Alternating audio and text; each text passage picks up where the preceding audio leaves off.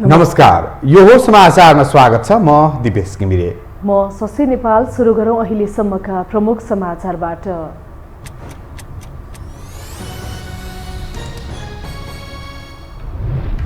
निर्वाचनलाई प्रभावकारी बनाउन मतदाता शिक्षा निर्देशिका कार्यान्वयनमा ल्याइयो। 1,94,00,000 मतपत्र छापिँदै काठमाडौँको मतपत्र सबैभन्दा धेरै 56 लहरको हुने। प्रचण्ड र माधव नेपाल कम्युनिस्ट नै नभएको एमाले अध्यक्ष ओलीको आरोप। 5 दलीय गठबन्धन केही दिनको रमाइलो मात्रै भएको जिके। निर्वाचनमा तालमेल गर्दा कांग्रेसलाई समस्या पर्ने शेखर कोइरालाको भनाई। प्रतिगमनको खतरा नटरेकाले गठबन्धनको आवश्यकता कायमै रहेको माधव नेपालको दाबी। श्रीलङ्कामा थप आर्थिक सङ्कट चुलिँदै नागरिकको आक्रोश बढ्यो। 21 मन्त्रीको राजीनामा स्वीकृत। राष्ट्रपति राजपक्षद्वारा नयाँ 4 मन्त्री नियुक्त। र नेपाल त्रिदेशीय T20 श्रृङ्खलाको उपाधि जित्न सफल। पपुवा न्युगिनी 50 रनले पराजित। दिपेन्द्र सिंह ऐरी सर्वोत्कृष्ट खेलाडी चुनिँदा करण केसी उत्कृष्ट बलर।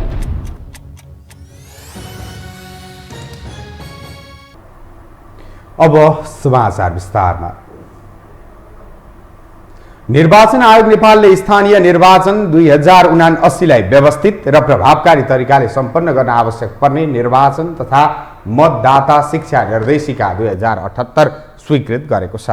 आज आयोगमा भएको नियमित पत्रकार सम्मेलनमा आयोगका प्रवक्ता शालिग्राम शर्मा पौडेलले आयोगले स्थानीय तह निर्वाचन 2079लाई व्यवस्थित र प्रभावकारी तरिकाले सम्पन्न गर्न आवश्यक पर्ने निर्वाचन तथा मतदाता शिक्षा निर्देशिका 2078 स्वीकृत गरी कार्यान्वयनमा ल्याएको बताउनु भएको हो।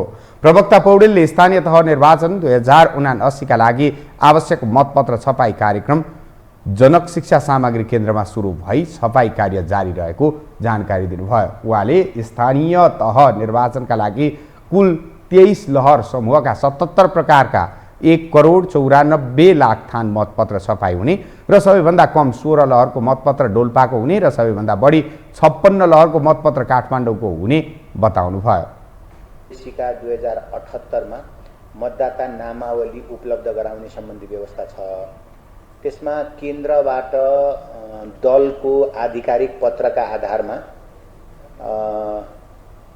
7,000 रुपैयाँ तिरेर देशभरिको र 5,000 रुपैयाँ तिरेर प्रदेशको चाहिँ केन्द्रबाट उपलब्ध गराउन सकिन्छ भने जिल्लाबाट सम्बन्धित दलको पत्र वा उम्मेदवारको निवेदनका आधारमा जिल्लाभरिको 3,000, पालिकाको 1,000 र वडाको आवश्यक भएमा 500 रुपैयाँ लिएर सम्बन्धित जिल्ला निर्वाचन कार्यालयबाट इलेक्ट्रोनिक कपी उपलब्ध गराउने व्यवस्था छ र केन्द्रबाट उपलब्ध गराउने पनि इलेक्ट्रोनिक कपी हो। प्रवक्ता पौडेलले निर्वाचन सामग्री तथा आर्थिक व्यवस्थापन सम्बन्धी प्रदेश स्तरीय प्रशिक्षण विराटनगर, धुलीखेल, बुटवल र नेपालगञ्जमा सम्पन्न भएको पनि बताउनु भयो। नेकपा एमालेका अध्यक्ष केपी शर्मा ओलीले माओवादीहरूलाई मात्रै वामपन्थी भनेर बुझिएको गुनासो गर्नुभएको छ। आज प्रगतिशील इन्जिनियरिङ एसोसिएसन नेपालले आयोजना गरेको कार्यक्रममा बोल्दै उहाँले प्रचण्डलाई कम्युनिस्ट भनेर बुझ्न नहुने बताउनु भयो। प्रचण्डले जात, धर्म र क्षेत्रीयताको मुद्दामा राजनीति गरिरहेको ओलीको आरोप छ। उहाँले प्रचण्डका कारण देशमा अस्थिरता निम्ति रहेको पनि बताउनु भयो।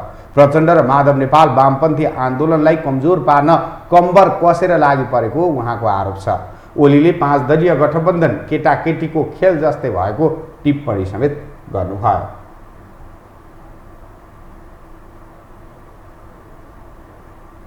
अनेक दबावका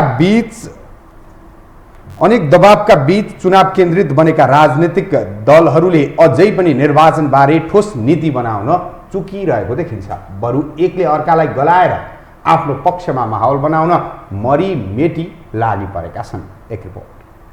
स्थानीय तहको निर्वाचनको समय जति जति घर्किँदैछ, राजनैतिक दलहरू उति आफू केन्द्रित माहौल बनाउन अनेक अस्त्र र सम्भावनामाथि खेलिरहेका छन्। 5 दलीय मोर्चाको सत्ता गठबन्धनले चुनावी तालमेलका साथ निर्वाचनमा जाने निर्णय गरिसक्यो, तर आफू सुरक्षित हुने परिपक्व वातावरण नबनेपछि नेताहरू धम्क्याउने, तर्साउने र आफूलाई सहज बनाउने गरी काम गरिरहेका छन्। बिहिबार बालुवाटारमा सत्ता गठबन्धनको बैठक चलिरहेको थियो। बैठकले 5 दलबीच चुनावी सहकार्य गर्दै निर्वाचनमा जाने निर्णय त गर्यो, तर कङ्ग्रेसको भूमिकामाथि प्रश्न उठाउँदै नेकपा माओवादी केन्द्रका अध्यक्ष पुष्पकमल दाहाल प्रचण्डले भरपर्दो आधार नदिए एमालेसँग तालमेल गर्न जाने चेतावनी दिए।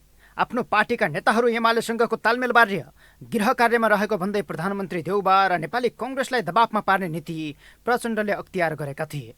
आइतबार त माओवादी केन्द्रका नेता वर्षमान पुनले चुनावी तालमेलका लागि नेकपा एमाले प्रस्ताव नै गरेको दाबी गरे, तर उनको दाबी आएको केही घण्टामै एमाले नेताहरूले पुनको दाबी मिथ्या रहेको भन्दै स्पष्टीकरण नै दिएका छन्।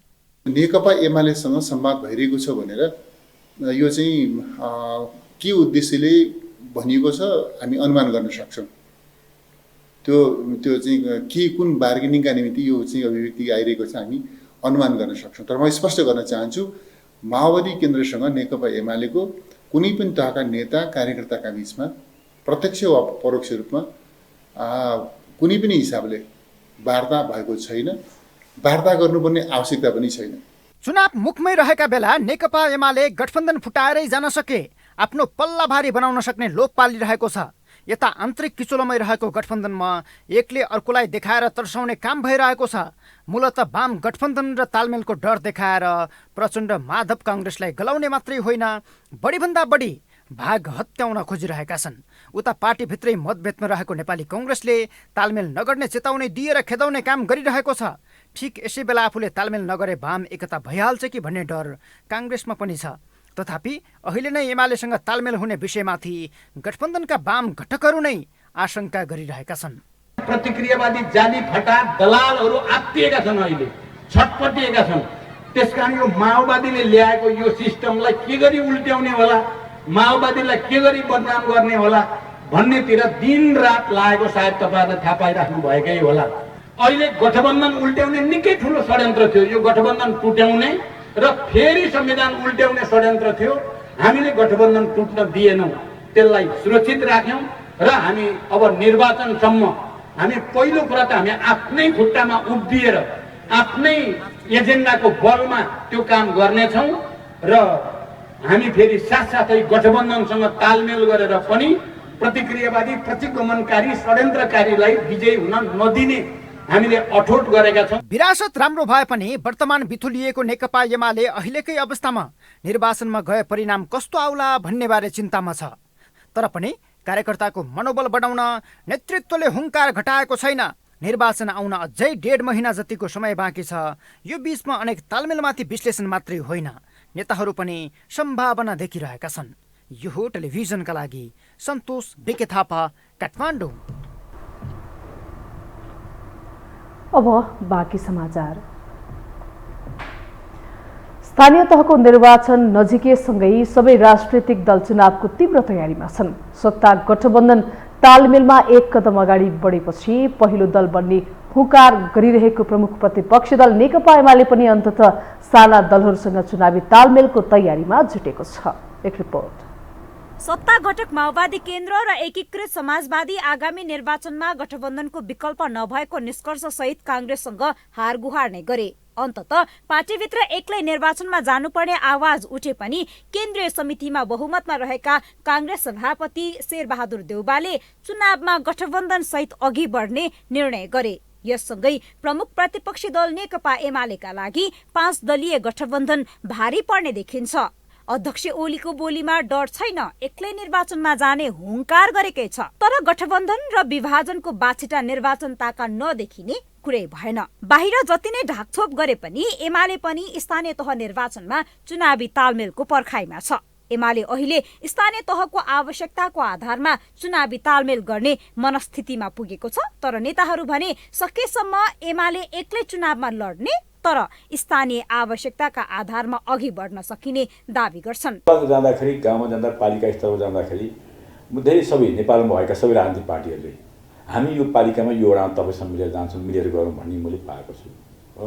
गठबन्धन भएका कतिपय राजनीतिक दलहरूले पनि हामी अमुक पार्टीसँग मिल्न सक्दैनौँ, हामी अमुक पार्टीसँग मिल्न सक्दैनौँ, केन्द्रीय आन्दोलन लाद्दैमा लागिँदैनौँ, हामी लोकतन्त्रको लागि, स्थानीय स्वशासनको लागि, स्वायत्त शासनको लागि हामी मिलेर जाउँ भन्ने प्रस्ताव पनि आएका छन्, मैसँग आएका छन्। तल त्यो अहिले कथित कम्फर्टेबलवालाहरू पनि हामीसँग तल स्थानीय तहका मान्छेहरू हामीसँग कुरा गरेका छन्। आसन्न स्थानीय तहको निर्वाचनमा सत्तारूढ दल नेपाली कांग्रेस, माओवादी केन्द्र, एकीकृत समाजवादी, जनता समाजवादी र राष्ट्रिय जनमोर्चा बीच तालमेल हुने भइसकेपछि एमाले सहित प्रतिपक्षमा रहेका दलहरू समेत मिलेर चुनावमा जाने तयारीमा छन्। प्रमुख प्रतिपक्षी नेकपा एमाले र राष्ट्रिय प्रजातन्त्र पार्टी बीच चुनावी तालमेल बारे प्रारम्भिक छलफल सुरु भइसकेको छ। एमाले अध्यक्ष केपी शर्मा ओली र राप्रपाका महामन्त्री धवल शमशेर राणा बीच केही दिन अघि नेपालगञ्जमा भएको वार्ताले तालमेल र सहकार्यको सम्भावना अझ सतहमा देखिएको छ। चुनावमा कसरी अगाडि बढ्ने अझै छलफलमै रहेको राप्रपा स्थानीय तहको निर्वाचनमा तालमेललाई निषेध गर्ने पक्षमा छैन। तालमेलको विषय चाहिँ हामी पूर्णतः निषेध गर्दैनौँ हैन। तालमेल हुन सक्ने सम्भावनाको बारेमा यदि त्यो अवस्था सिर्जना भयो भने हामी तालमेललाई पुरै इन्कार गरेर जाँदैनौँ। केही दिन अगाडि हाम्रो पार्टीको महामन्त्री डाक्टर धवल शमशेर राणाले नेपालगञ्ज पुग्नुभएका एमाले अध्यक्ष केपी शर्मा ओलीसँग कुराकानी गर्नु भएर एउटा प्रारम्भिक तालमेलको सम्भावनाको बारेमा कुराकानी चाहिँ भएको छ। तर औपचारिक रूपमा एमालेको तर्फबाट कुनै प्रस्ताव आइसकेको छैन र हामीले पनि कुनै प्रस्ताव गरेका छैनौँ। 2074 सालको निर्वाचनमा आफ्नै क्षेत्रमा राप्रपासँग अघोषित रूपमा चुनावी तालमेल गरेको नेकपा एमाले यो आसन्न निर्वाचनमा पनि तालमेलको तयारीमा छ। विपक्षीमा रहेको राप्रपा घटक सरकारमा जान बार्गेनिङ गरिरहेको लोसपा सहित विवेकशील साझा पार्टीका बीच एक अर्कामा चुनावी तालमेल हुने देखिन्छ। यद्यपि दलहरूले यो विषयलाई सतहमा भने ल्याइसकेका छैनन्। यो हो टेलिभिजनका लागि क्यामेरामा डीबी मगरका साथमा निम्लेकी शर्पा, काठमाडौँ। नेपाली कांग्रेसका नेता डाक्टर शेखर कोइरालाले स्थानीय तह निर्वाचनमा तालमेल गर्दा पार्टीलाई आगामी निर्वाचनमा समस्या पर्ने बताउनु भएको छ। पोखरामा आयोजित कार्यकर्ता भेटघाट कार्यक्रममा उहाँले कार्यकर्तालाई स्थानीय चुनावमा एउटामा र आम निर्वाचनमा अर्को चुनाव चिन्हमा मतदानका लागि आग्रह गर्न नसकिने बताउनुभयो। 2074 सालको निर्वाचनमा माओवादीसँग गठबन्धन गर्दा पनि कांग्रेसले हार्न पुगेको भन्दै कोइरालाले अघिल्लो निर्वाचनमा भरतपुर महानगरपालिकामा भएको जस्तो तालमेल नगरिने जिकिर गर्नुभयो। नेकपा एकीकृत समाजवादी पार्टीका अध्यक्ष एवं पूर्व प्रधानमन्त्री माधव कुमार नेपालले लोकतन्त्रवादी शक्ति एक हुनुपर्ने बताउनु भएको छ।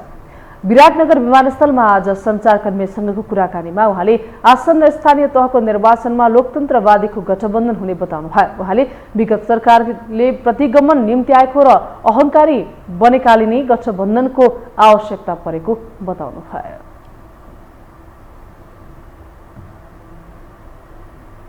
हामीसँग समाचार बाँकी नै छन्, अहिलेलाई विश्राम।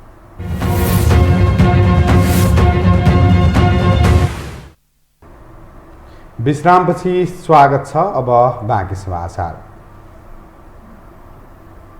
प्रधानमन्त्री शेरबहादुर देउवाको भारत भ्रमणको सफलता र असफलता बारे अहिले बहस भइरहेको छ। विशेष गरेर चुच्चे नक्साका सवालमा प्रतिपक्ष दल एमाले देउवा लम्पसार परेको तथा भारतीय सत्तारूढ पार्टी भाजपाको कार्यालयमा गएर देउवाले प्रोटोकल नै मिचेको आरोप लगाएको छ। तर सरकार पक्ष पनि सीमाको कुरा गर्नु नै ठूलो उपलब्धि भएको तर्क गरिरहेको छ। एक रिपोर्ट। प्रधानमन्त्री शेरबहादुर देउवाको भारत भ्रमणका क्रममा विवादित सीमाका विषयमा संवाद अघि बढाउन मात्र सकिएमा त्यसलाई उपलब्धि मान्न सकिने जानकारहरूले बताएका थिए। नेपालका तर्फबाट प्रधानमन्त्रीका रूपमा पछिल्लो पटक केपी शर्मा ओलीले सन् 2018 को अप्रिलमा भारतको औपचारिक भ्रमण गरे यता दुवै देशले एक अर्कालाई अस्वीकार्य हुने गरी आफ्ना नक्सा जारी गरेका थिए। त्यसै गरी भारतले 2 वर्ष अघि दार्चुला लिपुलेक लिङ्क सडकको उद्घाटन गरेका थिए र हालै सन् 2022 को जनवरीमा भारतीय प्रधानमन्त्री नरेन्द्र मोदीले समेत विवादित भूमि लिपुलेकमा सडक विस्तार गर्ने बताएका थिए। यो परिस्थितिमा देउवा कसरी प्रस्तुत हुन्छन् धेरैको चासोको विषय बनेको थियो। यही बीचमा देउवाले समकक्षी मोदीसँग सीमा समस्या समाधानका विषयमा छलफल भएको बताएका छन्। तर प्रमुख प्रतिपक्षी दल नेकपा एमालेका अध्यक्ष केपी शर्मा ओलीले भने 5 दलीय गठबन्धनले सत्ताका लागि राष्ट्रियता र भौगोलिक अखण्डतामाथि सौदाबाजी गरेको आरोप लगाएका छन्। नयाँ दिल्ली स्थित नेपाली दूतावासमा लिम्पियाधुरा सहितको नेपालको नक्सा नराखेको सन्दर्भ उल्लेख गर्दै ओलीले यस्तो आरोप लगाएका हुन्। देउवाकै भ्रमणका क्रममा दूतावासमा चुच्चे नक्सा प्रयोग नगरेको सार्वजनिक भएपछि यसको विरोध भएको हो। नेपालको भारत दिल्ली स्थित राजदूतावासमा टाँगिएको फोटो, त्यहाँ नेपालको नक्सा बुच्चे नक्सा राखिएको छ, चुच्चे नक्सा हटाइएको छ। यो भन्दा राष्ट्रिय दलाली, यो भन्दा राष्ट्रको गौरव न्यूनाउने नेपाल भारत सीमा विवाद नयाँ विषय भने होइन। उच्च स्तरीय भ्रमणका बेला यो सधैँ मुख्य मुद्दा बन्नुपर्ने आम नेपालीको अपेक्षाका बीच सधैँ आलटालमै बित्ने गरेको छ, जसलाई राजनीतिक विषय बनाइएकै कारण हालसम्म पनि समाधानतर्फ उन्मुख भएको छैन भने भारतले यही कमजोरीको फाइदा उठाइरहेको छ। सन् 2014मा प्रधानमन्त्री सुशील कोइरालाको निमन्त्रणामा मोदी नेपाल आउँदा पनि नेपाल भारत बीचको सीमाको विषय एकैपटक र सधैँका लागि टुङ्ग्याउने कुरा संयुक्त वक्तव्यमा राखिएको थियो, जसमा एउटा अलग्गै बुदामा सुस्ता र कालापानी सहितका विवादित विषयमा विदेश सचिवहरूलाई सीमा कार्यदलहरूबाट आवश्यक सहयोग लिएर काम गर्ने कामको स्वागत गरिएको जनाइएको थियो। जति बेला कालापानी, लिपुलेक र लिम्पियाधुराको कुरा ओझेलमै थियो, तर परराष्ट्र सचिवहरूले त्यसबारे एउटा पनि वार्ता गर्न सकेनन्। अहिले त यसमा चुच्चे नक्सामा समेटेका क्षेत्रको विषय पनि थपिएको छ। तर परराष्ट्र मन्त्री डाक्टर नारायण खड्काले भने दुई देशबीचको सीमा विवाद आपसी छलफल तथा कूटनीतिक माध्यमबाट समाधान गर्नुपर्ने कुरा प्रधानमन्त्री देउवाले भारतीय समकक्षी नरेन्द्र मोदी समक्ष उठाएको बताउनु भएको छ। सामान्य प्रधानमन्त्रीज्यूले सीमा सम्बन्धीका विषयहरू आपसी छलफल र कूटनीतिक माध्यमबाट यसको समाधान हुनुपर्छ र स्थापित संयन्त्र पनि छ, स्थापित संयन्त्रहरू माध्यमबाट चाहिँ यसको सम्बोधन हुनुपर्छ भनेर राख्नुभएको कुराहरू र दुई देशका बिचमा अत्यन्त मैत्रीपूर्ण सम्बन्धको पृष्ठभूमिमा चाहिँ कूटनीतिक र संवाद मार्फत चाहिँ सीमा सम्बन्धी समस्याहरू स्थापित संयन्त्र मार्फत चाहिँ सम्बोधन गर्ने कुराकानी भएको छ। परराष्ट्र मामलाका जानकारहरू भने यसलाई पनि सकारात्मक मान्नुपर्ने बताउँछन्। उत्ताउलो व्यवहारकै कारण तत्काल भूमि फिर्ता हुन नसक्ने बताउँदै उनीहरू यसका लागि निरन्तरको प्रयास भने आवश्यक रहेको बताउँछन्। कालापानी क्षेत्रलाई समेत निकै लामो समयको प्रयासपछि कम्तीमा विवादित क्षेत्र स्वीकारेको भारतले लिम्पियाधुरा लिपुलेक क्षेत्रलाई पनि स्वीकार्न बाध्य हुने उनीहरूको तर्क छ। तर देउवाकै अघि भारतीय प्रधानमन्त्री मोदीले सीमाको विषयलाई बेवास्ता गरेपछि देउवा प्रष्ट रूपमा प्रस्तुत हुन नसकेको देखिएको हो। प्रधानमन्त्री शेरबहादुर देउवाको 3 दिने भारत भ्रमणले दुई देशबीचको संवादको ढोका खुलेको छ। प्रधानमन्त्रीको भ्रमण उपलब्धिमूलक भएको सरकारले दाबी गरेको छ। एक रिपोर्ट। प्रधानमन्त्री शेरबहादुर देउवाले भारतीय समकक्षी नरेन्द्र मोदीसँगको वार्तामा सीमा विवादको विषय उठाएका छन्। स्थापित द्विपक्षीय संयन्त्र मार्फत समस्या समाधान गर्न प्रधानमन्त्री देउवाले पहल कदमी लिएका हुन्। यस विषयमा मोदीले मुख नखोली पनि भारतीय विदेश सचिव हर्षवर्धन श्रृङ्गलाले वार्ताका माध्यमबाट समस्या सम्बोधन गर्ने समझदारी बनेको बताएका छन्। परराष्ट्र मन्त्री डाक्टर नारायण खड्का प्रधानमन्त्री देउवाको भारत भ्रमणमा स्थापित संयन्त्र मार्फत सीमा समस्या कूटनीतिक माध्यमबाट समाधान गर्ने सहमति भएको बताउँछन्। भारतसँगको सम्बन्ध थप प्रगाढ भएको र भ्रमणबाट आपसी सहयोग अभिवृद्धि भएको उनको दाबी छ। सामान्य प्रधानमन्त्रीज्यूले सीमा सम्बन्धीका विषयहरू आपसी छलफल र कूटनीतिक माध्यमबाट यसको समाधान हुनुपर्छ र स्थापित संयन्त्र पनि छ, स्थापित संयन्त्रहरू माध्यमबाट चाहिँ यसको सम्बोधन हुनुपर्छ भनेर राख्नुभएको कुराहरू र दुई देशका बिचमा अत्यन्त मैत्रीपूर्ण सम्बन्धको पृष्ठभूमिमा चाहिँ कूटनीतिक र संवाद मार्फत चाहिँ सीमा सम्बन्धी समस्याहरू स्थापित संयन्त्र मार्फत चाहिँ सम्बोधन गर्ने कुराकानी भएको छ।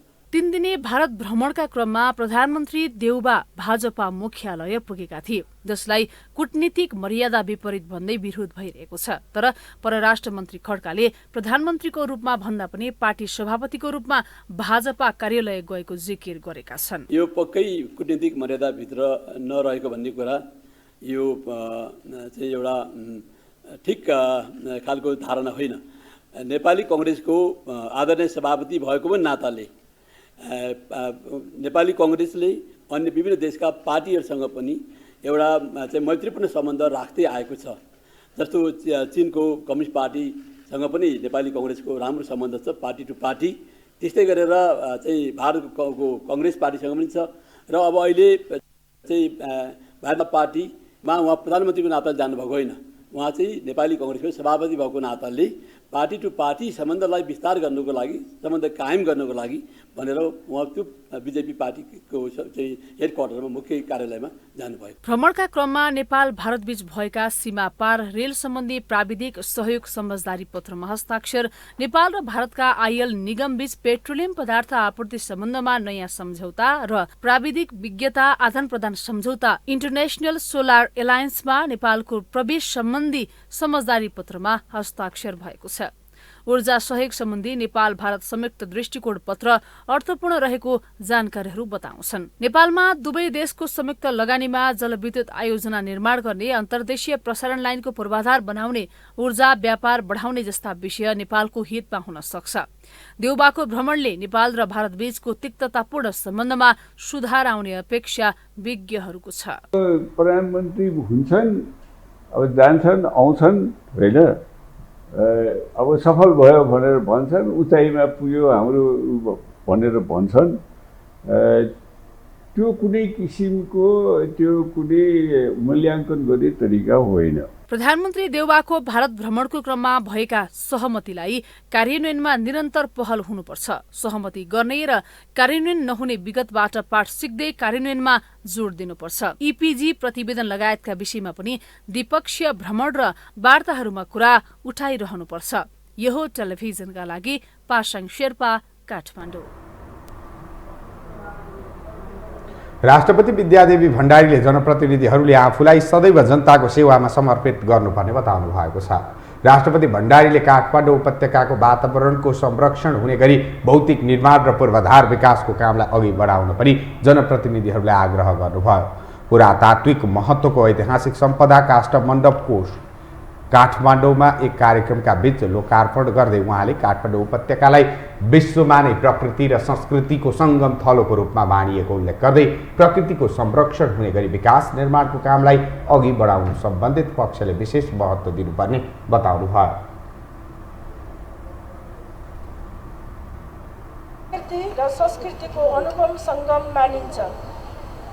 हामीले भौतिक निर्माण र पूर्वाधार विकासलाई प्राथमिकतामा राख्दा प्रकृतिको संरक्षण गरी वातावरण जोगाउने कार्यलाई ठुलो महत्त्व दिनु पर्दछ।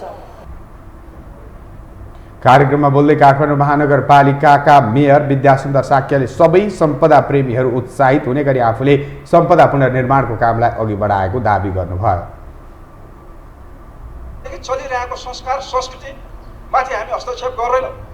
त्यही अनुसार मूर्त सम्पदा निर्माण र अमूर्त सम्पदाको संरक्षणमा काठमाडौँ महानगरपालिकाले प्रशस्त बजेटको व्यवस्था गर्यो र जसको कारणले हिजो हराइसकेका अमूर्त सम्पदाहरूले पनि संरक्षण पाएको छ। मेयर साक्यले सम्पदाहरूको पुनर्निर्माणका लागि स्थानीयवासीको सहयोग उल्लेखनीय रहेको पनि स्मरण गराउनुभयो।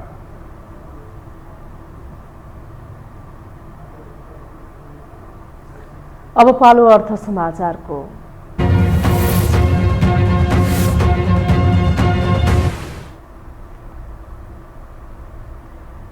कोभिड-19 को महामारीपछि गत मार्च महिनामा नेपालमा पर्यटकको संख्या उल्लेख्य मात्रामा वृद्धि भएको छ। कोभिड-19 को महामारीका कारण विगत 2 वर्षदेखि सुस्ताएको पर्यटन क्षेत्र पछिल्लो समय पर्यटकहरूको आगमन बढेसँगै बिस्तारै उक्सिन थालेको छ। पत्रकारहरूसँग कुराकानी गर्दै नेपाल पर्यटन बोर्डका प्रमुख कार्यकारी अधिकृत डाक्टर धनञ्जय रेग्मीले समग्रमा नेपालको पर्यटन व्यवसाय 45% रिकभर भएको बताउनु भयो।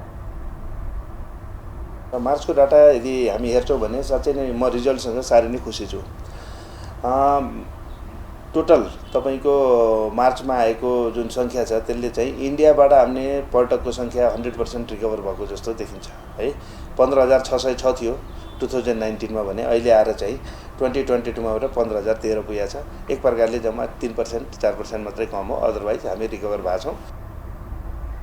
प्रमुख कार्यकारी अधिकृत डाक्टर रेग्मीले नेपालको पर्यटन बजार विस्तारका लागि भारतीय पर्यटकहरूलाई सम्मान गर्नुपर्नेमा जोड दिनुभयो।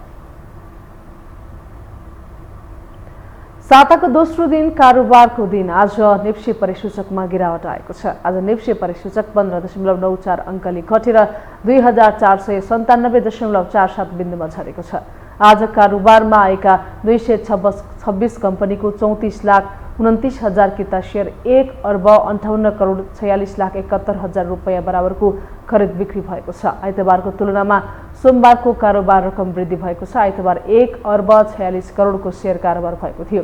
सोमबार नेप्सेका 13वटै उपसमूहको परिसूचक ओह्रालो लागेको छ।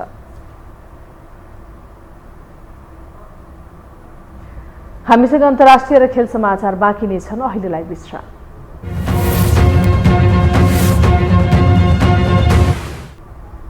विश्रामपछि स्वागत छ। अब पालो अन्तर्राष्ट्रिय समाचारको।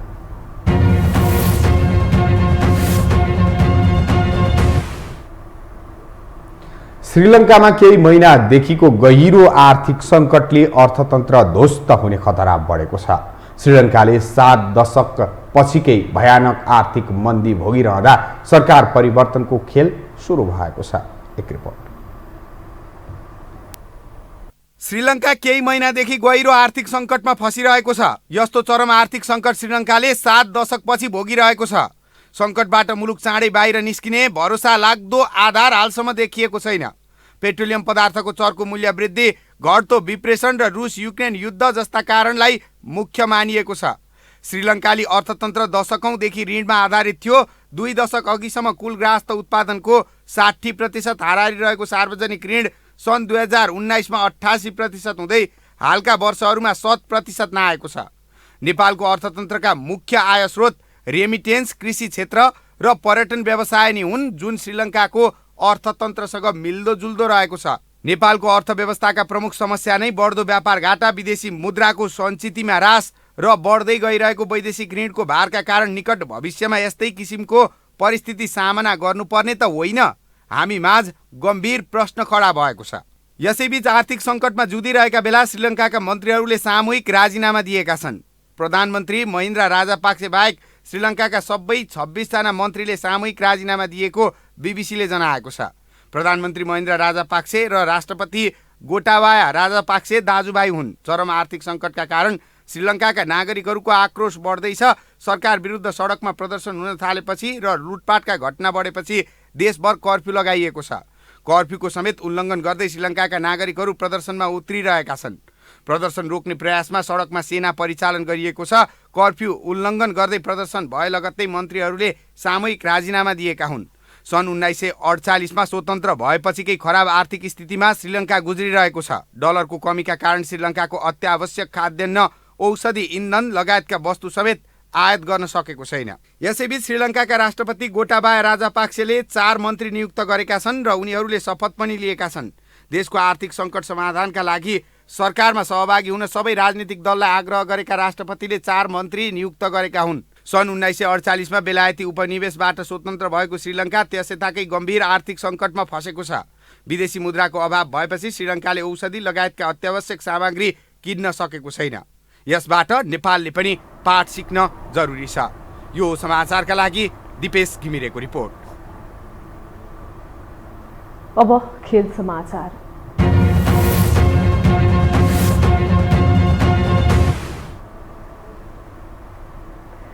दिपेन्द्र सिंह ऐरीको अलराउन्ड प्रदर्शनको सहयोगमा नेपालले पपुवा न्युगिनीलाई 50 रनले हराउँदै त्रिदेशीय T20 अन्तर्राष्ट्रिय श्रृङ्खलाको उपाधि जितेको छ।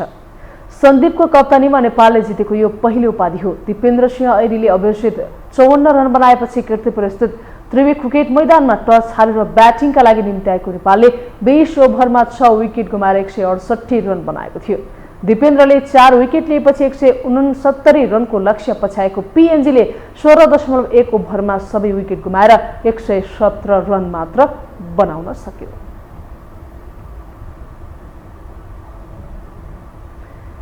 नेपालले घरेलु मैदानमा भएको T20 क्रिकेटको उपाधि रक्षा गर्न सफल भएको छ। एक दिवसीय क्रिकेटको उपाधि PNGलाई सुम्पिँदा T20मा भने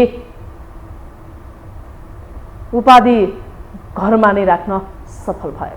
एक रिपोर्ट। त्रिदेशीय सिरिजमा नेपालका तर्फबाट केही सकारात्मक पक्षहरू देख्न पाइयो। सधैँ ब्याटिङमा कमजोर देखिने नेपालको यो सिरिजमा भने सुधारिएको ब्याटिङ हेर्ने मौका मिल्यो। यस सिजनमा नेपालले 2 खेलमा 200 रनको आँकडा पार गर्यो।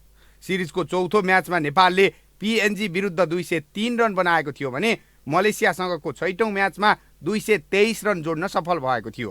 कप्तान सन्दीप लामिछानेले आफ्नै घरेलु मैदानमा भएको सिरिजमा दर्शकलाई निराश हुन दिएनन्। आफ्नो कप्तानीमा नेपाललाई पहिलो उपाधि दिलाउन सफल भएका लामिछानेका लागि यो सिरिज ऐतिहासिक बन्न पुग्यो। सन्दीप सिरिजमा 11 विकेट लिँदै सर्वाधिक दोस्रो विकेट लिने खेलाडी पनि बनेका छन्। यो सिरिज नेपालका साथै दिपेन्द्र सिंह ऐरीका लागि पनि खास बन्यो। दिपेन्द्रले T20मा आफ्नो पहिलो शतक प्रहार गर्दा नेपालका लागि सो फर्मेटमा शतक प्रहार गर्ने तेस्रो खेलाडी बन्न पुगे। उनले मलेसिया विरुद्धको खेलमा अभिजित 110 रन प्रहार गरे। साथै उनी सिरिजकै सर्वाधिक रन बनाउने खेलाडी पनि चुनिए। उनले 5 इनिङ्समा 255 रन आफ्नो व्यक्तिगत खातामा जोडे। दिपेन्द्र T20 अन्तर्राष्ट्रिय खेलमा नेपालका तर्फबाट सर्वाधिक रन बनाउने खेलाडी पनि बनेका छन्। उनले 39 इनिङ्समा 1 शतक र 4 अर्धशतक सहित 1000 रनको कोसे ढुङ्गा पार गर्न सफल भए। यो सँगै T20 अन्तर्राष्ट्रिय खेलमा उनले 1033 रन पुर्याएका छन्। करण केसी यो सिजनमा पनि सधैँ झैँ नेपालका लागि नायक बने।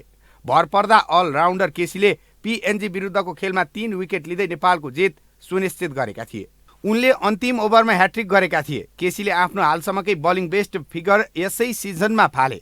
उनले PNG विरुद्धकै खेलमा 3.4 ओभर गर्दै 21 रन दिएर 5 विकेट लिन सफल भए। उनी सिरिजकै सर्वाधिक विकेट लिने खेलाडी बने। उनले 5 इनिङ्स खेल्दा 13 विकेट लिए। त्यस्तै केसी 228.57 स्ट्राइक रेट सहित सिरिजको हाइएस्ट स्ट्राइक रेट हुने खेलाडी पनि बनेका छन्।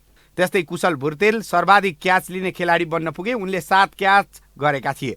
यही सिजनमा 2 खेलाडीले राष्ट्रिय टिममा डेब्यू गर्ने मौका पाए। सिरिजको तेस्रो खेल मलेसिया विरुद्धमा विकेट किपर ब्याट्सम्यान दिलीप नाथले डेब्यू गरे। तर उनका लागि यो सिरिज डेब्यू गर्न बाहेक खासै उपलब्धि भने हुन सकेन।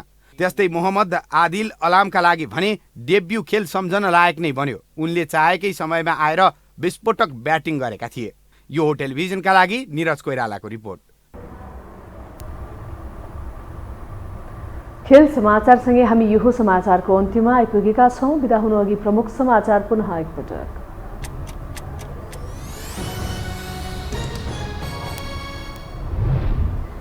निर्वाचनलाई प्रभावकारी बनाउन मतदाता शिक्षा निर्देशिका कार्यान्वयनमा ल्याइयो। 1,94,00,000 मतपत्र छापिँदै काठमाडौँको मतपत्र सबैभन्दा धेरै 56 लहरको हुने। प्रचण्ड र माधव नेपाल कम्युनिस्ट नै नभएको एमाले अध्यक्ष ओलीको आरोप। 5 दलीय गठबन्धन केही दिनको रमाइलो मात्रै भएको जिकिर।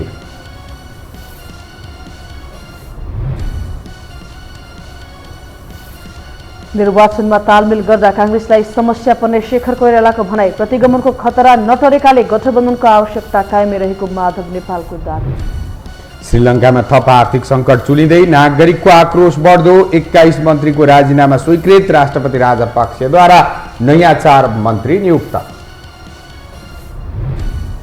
र नेपाल त्रिदेशीय T20 श्रृङ्खलाको उपाधि जित्न सफल। पपुवा न्युगिनी 50 रनले पराजित।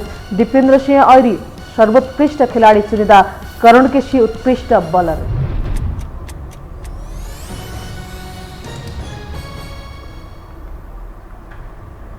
हवस् त यो समाचार सकियो। समाचार बुलेटिनका साथै यो टेलिभिजनका सम्पूर्ण कार्यक्रम यो टेलिभिजन.com, यो खबर.com, युट्युब र फेसबुकमा पनि पढ्न र हेर्न सक्नुहुनेछ। मोबाइलमा यो टिभी एप डाउनलोड गरी हामीलाई प्रत्यक्ष हेर्न सक्नुहुनेछ।